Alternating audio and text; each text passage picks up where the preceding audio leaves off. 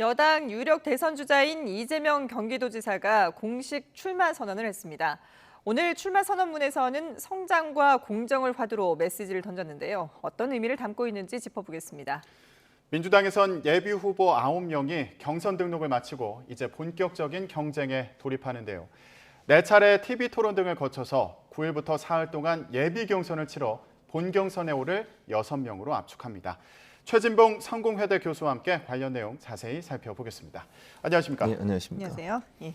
자, 이재명 지사 오늘 이제 대권 선언을 공식 출마 선언을 했는데 다른 그 후보들과는 다르게 영상으로 제작을 사전에 해놨고 그걸 아침에 일찍 이제 기자들에게 이제 풀었거든요. 좀 차별화되는 부분이 아닌가 싶어요. 네, 그렇습니다. 코로나19 사태 때문에 사실은 사람들이 많이 모이는 것에 대한 거부감이 있고요. 또 방역이라는 차원에서 본다고 하면 사람들이 지지자들이 모여서 환호하고 소리 지르고 이런 부분들이 그렇게 좋게 안 보일 수도 있거든요. 네. 그거는 구시대의 정치의 하나의 모습이다. 이런 이미지도 있는 것이고 그런 점들을 탈피하기 위해서 아마 이렇게 영상으로 제작해서 내보낸 것 같고 시간도 보면 7시 반입니다. 그러게요. 아침 7시 반이면 대체로 출근 시간이거든요. 예. 그러니까 대부분 출근하면서 대부분의 분들이 스마트폰 이용해서 영상을 보거나 뉴스를 검색하는 경우들이 네네. 많습니다. 그래서 많은 사람들이 볼 수 있는 시간대에 이 영상을 노출을 시켜서 많은 사람이 보게 만든 거고 또 하나는 이게 사실은 현장에서 지지자들과 함께 출마 선언을 하게 되면 뉴스가 간접적으로 전해지는 메시지만 전달되는 거예요. 그러니까 뉴스 매체라고 하는 것들은 일반적으로 그 중요한 내용이나 아니면 이슈가 되는 내용들만 뽑아서 전달을 하는데 이건 본인이 하는 내용 모두를 전달할 수 있는 장점이 있지 않겠어요? 영상으로 만들게 되면 그런 점도 장점으로 작용할 수 있고 마지막으로 제가 생각할 때 이제 공정과 젊은이들을 향한 어떤 메시지를 던지는데 유용하다고 판단했을 걸로 봅니다. 잘 아시는 것처럼 요즘 이제 젊은이들 같은 경우에는 이렇게 소통하는데 능숙하지 않습니까? 이제 젊은 세대들 같은 경우에 지지자들이 많이 모여서 하는 것에 대해서는 별로 그렇게 좋아하지 않은 그런 분위기가 있어요. 그래서 이런 SNS의 적극적인 소통의 모습은 젊은 세대를 향한 메시지 전달 방식이 하나였기 때문에 젊은 층을 향한 소구력을 높이기 위해서 아마 이 방식을 택한 게 아닌가 이렇게 분석이 됩니다. 이재명은 합니다. 이런 슬로건의 영상을 오늘 이른 아침에 SNS를 통해서 공개를 했는데 또 이런 생각도 들더라고요. 지지자들이 많이 모여 있는 거를 젊은 층이 볼 때는 또 그렇게 공감하기 어려울 수도 있다 이렇게 설명을 하셨는데 또 한편으로는 이런 지지세를 보여준다는 측면에서 좀 지지자들이 많이 모여 있는 모습을 보여주는 게 좋지 않을까 싶기도 하고 또 윤석열 전 총장 같은 경우에는 그 선언식에 지지하는 그 인파가 몰려서 그게 또 뉴스가 되기도 하지 않았습니까? 그렇습니다. 어떻게 보세요? 그 두 가지 측면이 있는 것 같아요. 대비를 시킨다고 저는 보거든요. 그러니까 윤석열 전 총장 같은 경우 말씀하신 것처럼 하완도 엄청나게 많았고 지지자들 나와서 막 소리 지르고 이랬지 않습니까?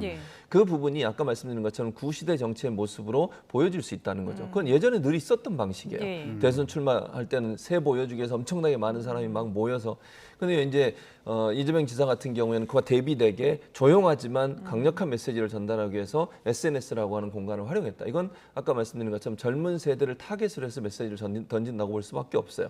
물론 윤석열 전 총장을 지지하는 지지층이 물론 젊은 세대가 없다고 제가 말씀드리는 건 아니지만 대체적으로 연령대가 좀 있으신 분들이 지지하는 경향이 높기 때문에 그런 방식을 썼고 이재명 지사 같은 경우에 젊은 층을 더 많이 확장시켜야 될 필요가 있어요. 그리고 이재명 지사 같은 경우에 지금 현재 지지율이 가장 앞서 있기 때문에 지지율을 과시할 이유가 없어요. 이미 지지율은 확보된 거거든요. 그러니까 이게 지지율을 더 많이 보여주려고 하는 분들은 대체적으로 좀 지지율이 떨어져서 빨리 쫓아 올라가서 지지율을 끌어올릴 필요가 있을 때는 세를 보여줄 필요가 있지만 이재명 지사 같은 경우에 그럴 필요가 전혀 없다는 상황. 이런 상황 때문에 결국은 젊은 세대를 향한 소통의 방식으로 SNS를 활용했고 그 SNS가 윤석열 전 총장과의 차별화 메시지도 물론 차별화가 많이 있었습니다만 이 방식에서도 차별화를 이루어서 지금 현재 SNS 시대 그리고 젊은 층을 상대로 한 메시지 전달 방식을 택한 게 아닌가 이렇게 보여집니다.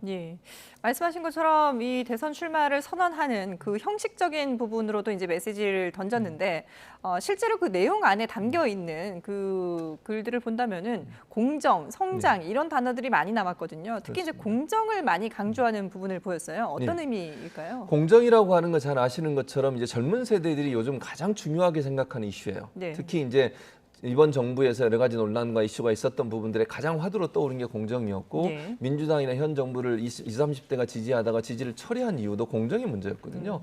그 문제가 다시 20, 30대를 끌어와야 되는 중요한 요인이 된다고 저는 봅니다. 네. 이재명 지사가 그걸 잘 캐치했다고 저는 보고요. 예. 왜냐하면 전통적인 지지층인 20, 30대가 떠나가면서 결국 지난 재보궐선거에서도 민주당이 참패를 할 수밖에 없었던 거거든요. 20, 30대가 다시 돌아와서 민주당이 지지층이 될 때 대선에서 승리가 가능한 거라고 저는 봐요. 네. 그런 차원에서 본다고 하면 이재명 지사 입장에서 이 공정의 키워드를 적극적으로 활용해서 젊은층, 떠나간 젊은층을 다시 끌어와야 되는 그런 필요성이 있었던 것이고 또 하나 이재명 지사가 늘 얘기하는 예를 들면 경기도의 캐치프레이즈가 공정 아니에요. 그러니까 공정이라는 말은 이미 오랫동안 이재명 지사가 선점하고 있었던 것인데 네. 잘 아시는 것처럼 윤석열 전 총장이 좀 공정이라는 단어를 끌고 와서 본인의 이미지로 만들려고 하고 있는 거잖아요.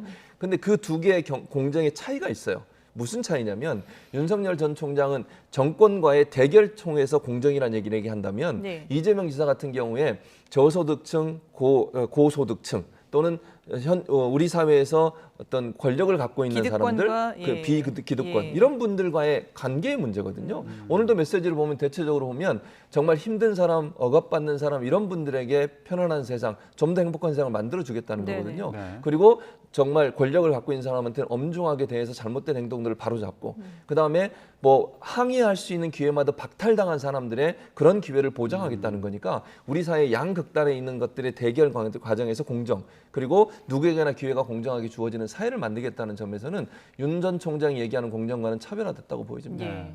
공정성 확보가 희망과 성장을 가능하게 한다. 이렇게 얘기하면서 동시에 흑수저 비주류지만 위기를 기회로 바꿔왔다. 이렇게 강조하기도 했거든요. 그렇습니다. 결국 지금 말씀하신 부분과 같은 맥락으로 이해하면 될까요? 그렇습니다. 본인 자체가 흑수저예요. 이게 무슨 말이냐면 잘 아시는 것처럼 초등학교 나와서 공장에서 일했잖아요. 그러니까 경기도 안동에서 태어나서 거기서 일하다가 힘들어서 결국 성남 올라와 성남에서 공장 생활했습니다. 예. 뭐 본인의 손가락이 절단되는 그런 일도 있었고요. 그리고 나서 본인 스스로 공부해서 검정고시하고 대학 들어가서 사법고시해서 지금 변호사가 됐어요. 네. 그러니까 본인 자체가 사실은 이 우리 사회에서 겪을 수 있는 가장 밑바닥 인생을 살았던 사람이에요. 그냥 지금 경기도 도지사의 이재명이 아니라 예. 그 흑수저의 모든 과정을 경험했고 알고 있었고 지금 사실 민주당 내에서 본인이 주류는 아니잖아요. 그렇죠. 비주류거든요. 예. 그러니까 그런 부분들은 본인의 트레이드 마크라고 저는 생각해요. 그러니까 본인이 흑수저 비주류의 삶을 살아왔고 그 네. 삶을 살면서 경험하고 느꼈던 그런 경험들을 이제는 본인이 대통령이 된다고 하면 적극적으로 활용해서 그 상황에 있는 사람들에게 희망이 있는 사회를 만들겠다. 이제 그게 저는 이재명 지사의 공정의 의미라고 보여지거든요. 그러니까 예. 불공정이라고 하는 것은 본인도 겪지 않았겠어요? 그러니까 밑바닥 인생 살면서 흑수저로 살면서 권력 가진 사람들이나 갑의 위치에 있는 사람들이 본인을 억압하고 또는 착취하고 이런 일들을 경험했을 거라고 저는 네. 봐요. 근데 그런 경험들을 가지고 위기를 겪고 있는 많은 저소득층이나 비주류의 우리 사회에 이런 분들이 주류로 들어올 수 있는 사회를 만들겠다고 하는 것이 메시지 키라고 봅니다. 예.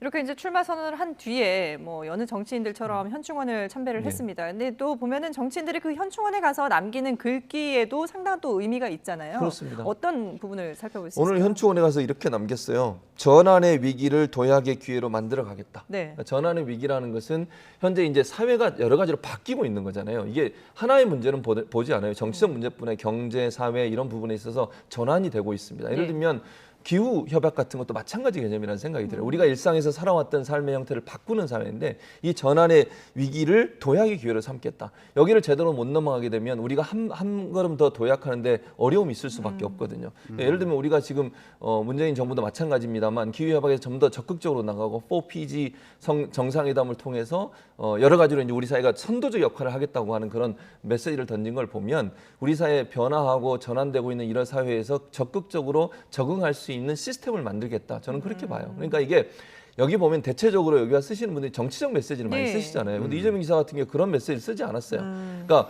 우리 국민, 국가가 발전하고 국민이 잘 살 수 있는 사회를 만들기 위해서 민생 경제에 집중하겠다는 것이고 예. 또 하나는 철저하게 저는 실용적이라고 봐요. 실용. 그러니까 이재명 지사가 늘 주장했던 것 중에 하나는 실용적 민생 개혁이었어요. 예. 그러니까 그런 메시지의 일환에서 본다고 하면 전환의 위기를 도약의 기회로 삼겠다고 하는 것은 급박하게 변화하고 있는 이 전체 사회 시스템 또 예. 전 세계 시스템에서 그 시스템을 잘 넘어서서 기회로 삼는 그런 대통령이 되겠다는 의미라고 보여집니다. 어떻게 보면 국내 정치뿐만 아니라 이게 전 세계적인 이슈를 적용할 수 있는 대입할 수 있는 그럼요. 그런 의미를 담고 있다 봐야 그렇습니다. 되겠군요. 제가 말씀드린 것처럼 예. 기후, 경제, 예. 사회, 문화 이 모든 것이 엄청나게 바뀌고 있잖아요. 네네. 뭐 시스템도 바뀌고 있지만 예를 들면 커뮤니케이션 방식만 해도 네. 예전에는 뭐 전화나 아니면 이런 거였다면 이제는 SNS잖아요. 그리고 사회의 뭐 경제 분야의 금융산업 시스템 같은 경우도 전통적인 은행의 방식이 아니라 새로운 방식으로 예. 바뀌고 있고 이런 여러 가지 방식들의 전환을 적극적으로 받아들이고 개혁적인 입장에서 가장 앞장서는 국가를 만들겠다 그런 이미지로 보여집니다. 네. 알겠습니다. 지금은 다른 대선 주자들과 함께 공동 기자회견을 예. 하고 있는 그런 상황인데 앞으로 어떤 메시지가 또 추가로 나오는지 보도록 하고요. 이후에 이제 고향인 경북 안동 그리고 호남 지역을 1박 2일 일정으로 방문하지 네. 않습니까? 출마 선언 이후에 이제 공식적인 일정을 시작하는 건데 어떤 의미가 담겨 있다고 볼 수 있을까요? 일단 본인의 고향이 경상도라는 점 이걸 각인시키려는 의도가 있는 것 같아요. 이게 무슨 말씀이냐면 기본적으로 민주당은 호남 지역의 지지를 기반으로 해서 계속 지금까지 성장해 왔지 않습니까? 예. 그런데 호남 지역의 지지만 갖고는 대통령이 되기가 어려워요. 그러니까 지금까지 보면요, 물론 김대중 대통령께서 호남 출신이시지만 그 예. 외 문재인 대통령, 노무현 대통령 두 분 다 경상도 출신이십니다. 경상도 출신이지만 민주당 후보였어요. 그래서 당선이 된 거거든요. 그런 점에서 본다면 이재명 지사도 본인의 고향인 안동을 찾는다고 하는 것은 본인이 뿌리를 경상도에 두고 있다는 점을 강조하고 싶은 거예요. 그럼 네. 결국 경상도 출신의 민주당 후보라고 하는 이미지가 각인이 되는 거고 두 번째 호남은 전통적인 지지 계층이에요. 그런데 잘 아시는 것처럼 지난 이제 재보궐선거 있으면서 상당히 많은 부분 또 윤석열 전 총장을 지지하는 쪽으로 넘어간 부분이 있습니다. 이 부분을 다시 가져와야 되는 상황이에요. 전통적 지지층을 결집시키고 뭐 경상도라고 하는 지역이 잘 아시면 민주당의 지지율이 그렇게 높지 않은 상황이잖아요. 이 두 군데를 함께 끌어올리지 않으면 예. 본인이 대선에 승리할 수 없다. 그래서 결국 경상도의 아들이 호남을 기반으로 또는 경상도의 지지를 함께 끌어오면서 대선에 나가야겠다고 하는 의미를 던져주기 위해서 아마 고향을 직접 방문하고 그다음에 호남을 방문하는 게 아닌가 이렇게 예. 보여집니다. 그러니까 영원한 민심을 아우르겠다라는 이제 큰 그림을 그리고 지금 행보를 이어가고 있는데, 근데 지금 이번 도전이 이 지사로서는 이제 두 번째 대권 도전 아니겠습니까? 그렇습니다. 지금 현재 여권 후보들 가운데 지지율 1위, 뭐 단독 선두를 달리고 있는 그런 상황이라서 뭐 여러 가지 또 이제 긍정적인 부분도 있습니다만은. 어떻게 보면 지금 이제 시험대에 오른 상황이거든요. 그렇죠. 지난 대선 때도 뭐 여러 가지 의혹들이 나왔습니다만은 이번에는 과연 또 이런 의혹들에 대해서 어떻게 해명을 할지 좀 어떤 약점이라 그럴까요? 이런 부분들도 좀 짚어봤으면 좋겠는데요. 그 약점이라면 아무래도 이제 현재 한간에 떠돌고 있고 또 지난번 대선에도 논란이 됐었고 예. 또 재판까지 했지 않습니까? 예. 그런 여러 가지 상황에서 가족과 관련된 문제인 것 같아요. 그리고 본인이 예전에 했던 발언이나 이런 문제들이 아마 다시 문제가 되고 논란이 될 겁니다. 왜냐하면 경쟁을 하는 사람 입장에서는 어쨌든 이미지를 깎아내리기 위해서 상대 후보의 네. 이재명 지사의 과거의 이런 일들이나 발언들을 또 끌어올 가능성이 있습니다. 그런데 일단 이제 이재명 지사 입장에서는 이게 이미 한 차례 겪었잖아요. 예. 그리고 또 하나는 뭐 잘 아시는 재판까지 거쳐가면서 이게 또 뭐 문제가 해결된 부분도 있었고 그래서 어느 정도 유리한 이점이 왔다고 저는 봐요. 물론 이 부분이 다시 얘기가 되고 제기가 됐을 때 본인한테 올 수 있는 영향력은 있지만 그걸 최소화시키는 쪽으로 갈 거라고 보고요. 예. 아마 그 당시에 본인의 발언에 대해서는 예컨대 지난번에도 한번 사과를 했습니다만 또 사과할 거라고 저는 봐요. 예. 거의 네. 국민적 관점에서 그런 발언 예컨대 잘못된 부분에서는 사과하고 그러나 예를 들어서 어떤 그 지난번 선거에서 했던 발언 때문에 대법원 선고까지 가서 문제를 받았고 네. 문제 없음으로 끝났기 때문에 그 부분은 법적인 문제가 끝난 문제이기 때문에 더 이상 공격하는 것이 의미가 없다라고 아마 반박을 할 거라고 보여지기 네. 때문에 이 문제가 새로운 문제라고 하면 새로운 후보의 새로운 문제라면 아주 타격이 크겠지만 예. 아무래도 한 번 더 겪었던 문제고 이미 많은 국민들이 알고 있는 내용이에요. 네. 그렇기 때문에 아마 타격은 좀 줄어들지 않을까 개인적으로. 그리고 이재명 지사가 사과할 부분은 명확하게 사과하고 아닌 부분은 명확하게 선을 긋는 모습을 보이면서 본인의 입장을 정리할 가능성이 있기 때문에 예전보다는 좀 더 타격이 적지 않을까 이런 생각은 듭니다. 네. 예. 지금 뭐 가족 관련된 그런 논란들 네.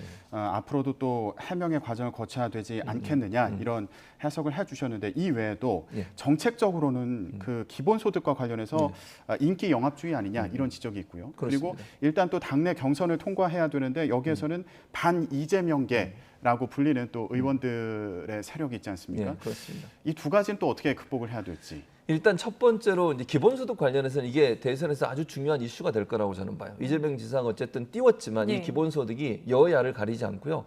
아주 중요한 이슈가 될 겁니다. 이제 공격 포인트로 작용하지만 이게 공격을 잘못하게 되면 도리어 부정적 영향을 받을 수도 있어요. 네. 그러니까 무슨 말이냐면 기본소득에 대해서 국민들이 일정 부분 동의하는 부분이 있는 부분이 있고 그다음에 그것을 어떻게 운영하느냐의 문제에 대해서 궁금해하고 있는 상황이에요. 그러니까 네. 무작정 반대하기보다 왜 이게 문제가 있다고 생각하는지 가장 중요한 것도 재원 마련 아니겠습니까? 재원 마련을 어떻게 할 것인지 이런 부분에 대한 명쾌한 설명이 이어진다고 하면 기본소득에 대한 지지가 더 높아질 가능성이 있어요. 반대로 그런 부분에서 이재명 지사가 어느 정도까지 잘 설명해 내느냐가 관건이 될 것이고 무작정 공격만 하다가는 기본적으로 국민들이 볼 때는 필요한 기본소득, 즉 국민의 기본권을 보장해 주기 위해서 정말 저소득층 취약계층에게 기본적인 생활을 할 수 있는 소득을 지급해 준다고 하는 게 나쁘다고 보지는 않거든요, 기본적으로. 아까 말씀드린 그게 논란이 되는 것은 방식의 문제이고 재원의 문제이기 때문에 그 두 가지 문제만 잘 해결된다고 하면 크게 논란이 될 거라고 보지 않아요. 다만 공격의 포인트로 삼을 거고요. 이게 이슈가 돼서 대선 과정에서 가장 뜨거운 핫 이슈가 될 거라고 저는 개인적으로 생각을 합니다. 각 진영마다 이 부분을 어떻게 대응하느냐가 중요할 거라고 보고요. 반 이재명계는 저는 이렇게 생각해요. 일단 친문 진영에 대한 우려들이 있는 거잖아요. 이재명 지사에 대해서. 이번에 그 출마 선언하면서 내용도 보면 정책 중에는요. 뭐 뭘 가리지 않고 저작권이 없다고 그랬어요. 본인 발언에. 저작권이 없이 갖다 쓰겠다고 그랬습니까? 무슨 의미겠습니까? 어느 진영에 있었던 누구를 지지했던 관계없다. 본인이 생각할 때는 이게 정말 실용적으로 필요하고 국가를 위해서 필요하다면 누구든 데려다 쓰겠고 누구든 어떤 정책이든 받아들이겠다는 입장이거든요. 그러니까 열린 모습을 보이고 있고 이번에 비서실장하고 또 그 캠프를 꾸리면서도요. 전 박원순계 분들 또 친문에 있는 분들을 다 모셔왔어요. 앞으로도 저는 그럴 거라고 생각합니다. 그리고 노무현 전 대통령 묘소도 방문했고 호남도 방문하고 이러면서 이 외연을 넓히려는 노력을 하고 있기 때문에 그 부분도 어느 정도 극복이 가능하다고 보고 또 하나는 대세론이라는 게 있거든요. 예를 들면 이런 겁니다. 반 이재명계가 예컨대 결합해서 이재명 지사, 이재명 후보를 넘어설 수 있을 정도면 반 이재명계가 의미가 있어요. 근데 반대로 생각하면 그게 안 된다고 생각하면 결집합니다. 왜냐하면요 위기감이 생겨요. 윤석열 전 총장 현재까지입니다. 지지율이 지금 높은 상황이잖아요. 이대로 가서 만약에 뭐 친문이라는 이유만으로 지지율이 오르지 않는 즉 대중적 지지율이 없는 사람들을 지지했을 때 만약 실패한다고 생각하면 즉 정권을 뺏긴다고 생각하면 친문들이 과연 그 선택을 하겠냐는 거죠. 그래서 결국 대세론이 이루어지게 되면 결론적으로는 친문 세력도 이재명 지사로 만약 이루어진다는 가정하에 말씀을 드리는 겁니다. 이재명 지사 쪽으로 올 가능성이 있다고 저는 봅니다. 그러면 이재명 지사 지금 이제 경기도지사직을 유지하고 있는데 이건 언제까지 할 수 있는 건가요? 일단은 90일 전까지는 할 수 있어요. 그러니까 이재명 지사도 지사직을 계속 유지하면서 할 수 있는 상황이고 아마도 저는 지사직을 계속 유지할 거라고 봅니다. 물론 시점을 90일 전으로 할 거냐는 그거는 미지수예요. 그거는 아마 본선에 들어가게 되면 시점을 조금 더 앞당길 가능성이 있다고 보지만 일단 예비 경선은 당연히 뭐 가고요. 민주당 경선도 지사직을 유지하면서 갈 가능성이 있다고 보여지고 본 경선도 어느 시점에서 그만둘지 모르겠지만 아마 계속 갈 거라고 저는 봅니다. 왜냐하면 두 가지 이유가 있는데 첫째는요. 지사직을 유지하면서 현장에서 본인이 실험할 수 있는 많은 것들이 있어요. 그런 부분들도 적극적으로 할 수 있기 때문에 지사직을 유지하는 상태에서 경선을 할 거로 보여집니다. 알겠습니다. 네, 지금까지 최진봉 성공회대 교수와 함께 얘기 나눠봤습니다. 잘 들었습니다. 감사합니다.